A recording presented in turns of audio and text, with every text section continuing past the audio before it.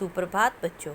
आज हम आपकी पाठ्य पुस्तक वसंत भाग 3 के पाठ 10 कामचोर के बारे में पढ़ेंगे। इसकी लेखिका इस्मत चुगताई जी हैं। उन्होंने इस पाठ के माध्यम से हमें यह संदेश दिया है कि हमें अपने घर के बच्चों में आत्मनिर्भरता के गुणों का विकास करना चाहिए और उन्हें आत्मनिर्भर बनाना चाहिए। उन्हें उनकी रुचि, उनकी उम्र के अनुसार घर के कामों में हाथ बटाने के लिए प्रेरित करना चाहिए ताकि वह भी अपने आने वाले समय में आत्मनिर्भर बनकर अपनी कार्यों को स्वयं करने में सक्षम हो जाएं। तो आइए आज हम इस पाठ के प्रथम भाग में कामचोर कहानी के बारे में विस्तार से जानते हैं। काफ़ी बहस और चर्चा के बाद घर में यह तय हुआ कि घर में से सारे नौकरों को निकाल दिया जाए, क्योंकि घर के बच्चे घर में खा पीकर सारा दिन एक जगह बैठे बैठे मोटे होते जा रहे थे और हिलकर पानी तक नहीं पीते थे। सारा दिन उधम मचाने के सिवा कुछ नहीं करते थे। तो अब बच्चों ने भी हिलकर अपने आप पानी पीना शुरू किया और चारों तरफ सुराहियाँ मटके लुढ़का दिए, क्योंकि पानी पीने के चक्कर में उनमें घमासान युद्ध हो शुरू हो गया। अम्मा ने यह देखकर कहा कि यह भला क्या काम करेंगे, तो पिताजी ने कहा कि जो काम नहीं करेगा उसे रात का खाना नहीं मिलेगा। अब बच्चे काम करने के लिए तैयार हो गए और उन्हें घर की दरी झाड़ने, आंगन का कूड़ा साफ करने, पेड़ों को पानी देने का काम दिया गया और उन्हें तनख्वाह देने का वादा भी किया गया। अब तनख्वाह का नाम सुनते ही सब जोश में काम करने लगे और जरी को चारों तरफ से पकड़कर ऐसा झाड़ा कि पूरा घर धूल से भर गया। उन्हें झाड़ू लगाने के लिए कहा तो झाड़ू एक होने की वजह से उनमें झाड़ू के लिए छीना झपटी होने लगी, जिससे झाड़ू के पुर्जे उड़ गए। अब तय हुआ कि धूल ना उड़े, इसलिए पहले पानी का छिड़काव किया जाए। लेकिन ऐसा पानी छिड़का गया कि धूल सारी कीचड़ बन गई। इसके बाद पेड़ों को पानी देने की बारी आई तो बच्चे सारे घर की बाल्टियाँ, लोटे, बर्तन, भगोने आदि लेकर नल पर टूट पड़े। नल के पास पानी भरने के लिए खूब धक्का मुक्की हुई। इससे बच्चे कीचड़ से पूरे लथपथ हो गए। अब उन्हें नहलाने के लिए घर के नौकरों की संख्या कम पड़ गई, इसलिए पास के बंगलों से उन्हें 4 आना प्रति बच्चा के हिसाब से नौकरों को बुलवाया गया। अब बच्चों को एहसास हो गया कि यह सारे काम उनके बस में नहीं हैं। चलो मुर्गियों को एकत्र करके उन्हें उनके दड़बे में, अब दड़बा किसको बोला है, जहाँ मुर्गियाँ रखी जाती हैं, तो बच्चों ने सोचा कि अब ये सारे काम उनके बस के नहीं हैं। आंगन साफ़ करना, आंगन का कूड़ा साफ़ करना, पेड़ों को पानी देना, तो उन्हें लगा कि हम अब शाम का समय होने वाला है तो हम मुर्गियों को उनके दड़बे में बंद करने का काम कर देते हैं। तो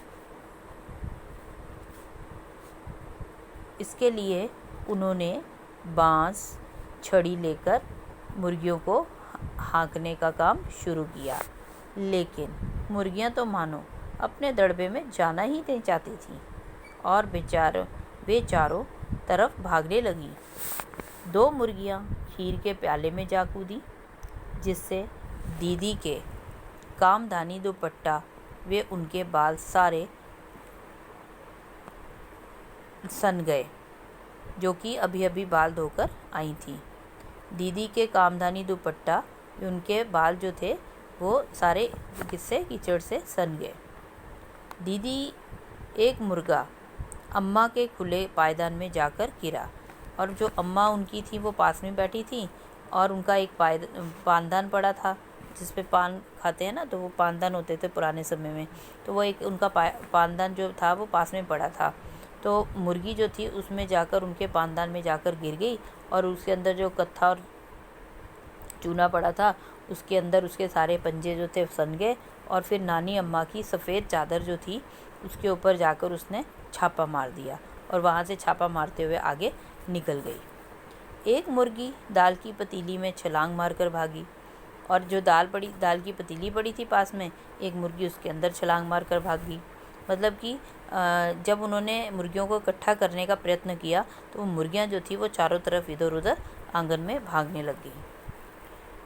अब इधर एक बच्चे को सूझा, उसके मन में आया कि भेड़ों को भी लगे हाथ दाना खिला दिया जाए। अब उनके मन में आया कि चलो ये काम तो हो नहीं रहा, अब भेड़ों को ही दाना खिला देते हैं। दिन भर की भूखी भेड़ें दाने का सूप देखकर चारों तरफ से उस पर ऐसी झपटी कि भागते समय रास्ते में आने वाली हर चीज़ को लुढ़काती हुई सूप के दाने तक जाने का प्रयास करने लगी। तख्त पर बानी दीदी का दुपट्टा पड़ा था, उसे रौंदती हुई हज्जन माँ एक पलंग पर दुपट्टे से मुंह ढाके सो रही थी।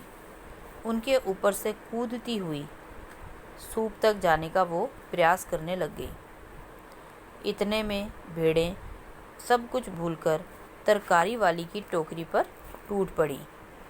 अब तरकारी वाली की टोकरी जो थी वो पास में ही उनके वहाँ पे मतलब उनके घर में एक सब्जी वाली आई हुई थी जो कि सब्जियां दे रही थी अपने वहाँ टोकरी में से निकाल के उनको।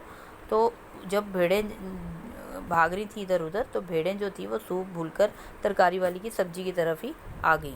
और दलान में बैठी हुई जो कि सब्जी वाली क्या कर रही थी, दलान में उनके मतलब आंगन में बैठकर मटर की फलियां तोल तोल कर रसोइये को दे रही थी। थोड़ी देर में भेड़ों ने सारी तरकारी यानी सब्जी छिलकों समेत पूरी खा ली। अब बच्चों को रात का खाना ना मिलने की धमकी मिली, इसलिए उन्होंने सोचा कि चलो अब भैंसों का दूध ही धो लेते हैं। अब वो घर में जितने भी काम थे ना, ये बच्चे सारे कामों को वो ट्राई कर रहे थे कि चलो कुछ ना कुछ हम काम कर लेते हैं। अब इसके बाद उनके मन में आया कि चलो भैंसों का दूध ही निकाल लिया जाए, उनके दूध को ही धो लिया जाए। तो इसके लिए उन्होंने भैंस के अगले पिछले पैर जो थे बांधकर दूध धोने का निश्चय किया कि भैंस वैसे तो दूध निकालने नहीं देती, तो उन्होंने सोचा कि वो भैंस के चारों तरफ के पैर जो हैं उनको बांध देते हैं। और उन्होंने क्या किया कि पिछले पैर जो थे भैंस के, उन्होंने चाचा जी की चारपाई जो कि पास में ही, चाचा जी जो थे वो पास में ही चारपाई पर सोए हुए थे, तो उन्होंने चाचा जी की चारपाई के साथ भैंस के पिछले पाँवों को बांध दिया। और अगले पैर अभी बांधने की वो कोशिश ही कर रहे थे कि भैंस दुलत्ती मारकर छुटकर भागी, और चाचा जी की चारपाई को लेकर वो अपने साथ ही भागी। और पानी के ड्रम से जो थी उनकी जो चारपाई थी वो टकराई। तो जब उनके ऊपर गिरा चाचा जी के ऊपर, तो वो एकदम से बौखला गए जैसे आंधी तूफान आ गया हो। उन्होंने बच्चों को बहुत ही भला बुरा कहा। उन्होंने उन बच्चों को खूब डांटा। पाठ में यहाँ बहुत ही मज़ा आ रहा था जब भैंस भागी जा रही थी और पीछे पीछे चाचा जी की चारपाई उस पर बैठे हुए चाचा जी। अब ये जो है ना यहाँ पे पाठ में आप चित्र में भी इसमें देख रहे हैं कि चाचा जी चारपाई पर लेटे हुए हैं और भैंस जो है वो भागती जा रही है, और पीछे पीछे उनके चाचा जी की चारपाई आ रही है और उस पर चाचा जी बैठे हुए हैं। अचानक बच्चों को ध्यान आया कि बछड़ा तो खोला ही नहीं, और उन्होंने अब बछड़ा खोल दिया।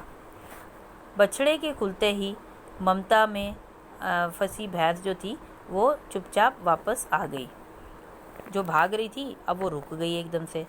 अब भैंस के रुकते ही सारे बच्चे गिलास, कटोरियाँ, दूध वगैरह ये सब चीज़ें लेकर निकालने के लिए इधर उधर दौड़ने लगे। अब वो बच्चे जो थे वो हर चीज़ को अपनी लाइफ में ट्राई कर रहे थे कि चलो आज हमने जो भी काम हमें दिया गया है तो हम इस काम को सभी बड़ी श्रद्धा से कर रहे थे। वो अपनी तरफ से तो बेचारे बड़ी श्रद्धा से काम कर रहे थे, लेकिन अब मतलब उनको बचपन से तो कोई काम सिखाया ही नहीं गया था। अब बचपन से काम ना सिखाने के कारण बच्चों को हर एक काम को करने का ढंग नहीं आता था। तो हर जो भी वो काम जिस काम में भी अपना हाथ डाल रहे थे वो सारा का सारा काम क्या हो रहा था, ख़राब हो ही जा रहा था। तो अब क्या हुआ कि बच्चे जब भैंस को जब उन्होंने बच्चों ने देखा कि भैंस जो भागती जा रही है तो उन्होंने उसके बछड़े को खोल दिया। उनके मन में आइडिया है कि हम इसके बछड़े को तो खोलना ही भूल गए। तो उन्होंने जैसे ही बछड़े को खोला तो वो भैंस जो भागती जा रही थी वो एकदम से रुक गई। अब क्या था, बच्चे जो थे वो मतलब उसका भैंस का दूध निकालने के लिए हाथ में गिलास कटोरियाँ वगैरह कर लेकर उसके पीछे भागे, लेकिन उनके हाथ में कुछ भी नहीं लगा। और एक ही दिन में घर में इतना तूफान सा आ गया। सारे घर में मुर्गियाँ, भेड़ें, टूटे हुए तसले, बाल्टियाँ, लोटे, कटोरे और बच्चे ही बच्चे चारों तरफ नज़र आ रहे थे। और मुर्गियाँ जो थी वो बाग में भेजी गई, बच्चे जो थे बाहर भेजे गए ताकि घर की पूरी साफ़ सफाई की जाए और घर को सही किया जाए। सब्जी वाली जो थी वो खड़ी खड़ी अपने आंसू बहा रही थी क्योंकि उसकी सारी सब्जी भेड़ें खा गई। और अम्मा ने अब क्या चुनौती दी, अम्मा जो थी उन्होंने बहुत बड़ी चुनौती दी कि अम्मा ने पिताजी से क्या कहा कि या तो बच्चे काम करेंगे या फिर मुझे घर में रख लो, ठीक है, या तो बच्चों से काम करवा लो या मुझे घर में रख लो, नहीं तो मैं अपने मायके चली जाऊंगी। उन्होंने ये पिताजी को धमकी दी। अब अब्बा जी जो थे वो बच्चों को क्या नसीहत दे रहे हैं कि खबरदार, अगर यदि तुमने किसी ने भी घर के काम को हाथ लगाया तो उसे हम रात का खाना नहीं देंगे, मतलब उसको रात का खाना नहीं दिया जाएगा जिसने भी किसी ने काम को हाथ लगाया। अब बच्चे मन ही मन सोचने लगे कि कमाल है, इन्हें तो किसी तरह से चैन नहीं है, काम नहीं करेंगे तो भी खाना नहीं मिलेगा और यदि काम करेंगे तो भी खाना नहीं मिलेगा। अब उन्होंने पक्का निश्चय कर लिया, अपने मन में ठान ली कि अब वो किसी भी काम को हाथ नहीं लगाएंगे। तो बेटा आपको अब इस पाठ से क्या शिक्षा मिल रही है? आपको इस पाठ से यह शिक्षा मिल रही है कि हाँ, माता पिता जो हैं वो पहले तो अपने बच्चों को काम सिखाते नहीं हैं। तो उनको ये मतलब ये बच्चों को भी संदेश दिया गया है और माता पिता को भी संदेश दिया गया है यहाँ पे इस पाठ में कि माता पिता को यह संदेश दिया गया है कि बच्चों को उनकी उम्र के अनुसार उनको बचपन से ही काम करने की आदत डाल देनी चाहिए ताकि वो अपने सारे के सारे काम जो हैं वो सीख लें। छोटे मोटे काम अपनी उम्र के हिसाब से सीख लें और वो समय समय पर अपने माँ बाप को काम में उनके मदद करें। और बच्चों को यह शिक्षा दी गई है कि उन्हें भी ये सब काम करने चाहिए। माता पिता को यह शिक्षा दी गई है कि उनको अपने बच्चों की उम्र के हिसाब से उनको बचपन से ही ये आदतें डालनी चाहिए ताकि वो अपनी ज़िंदगी में आत्मनिर्भर हो सकें। तो आशा करती हूँ बेटा आपको ये पूरी इसकी समरी अच्छे से समझ आ गई होगी। अब आप इसको